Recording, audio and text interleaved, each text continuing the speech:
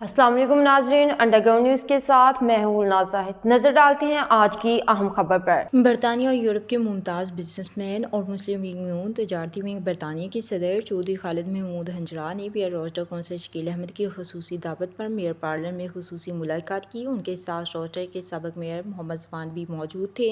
Mayor Roster council Shakeel Ahmed एक नुमाइंदा वक्त के साथ अप्रैल में पाकिस्तान के दौरा पर जा रहे हैं। मीटिंग में पाकिस्तान दौरे पर जाने के लिए मशावरत की गई। याद रहे कि चौधरी खालिद हंजरा का पिछले हफ्ते दिल का कामयाब ऑपरेशन हुआ था और वो डॉक्टरों के मशवरे से घर में मुकम्मल आराम कर रहे हैं।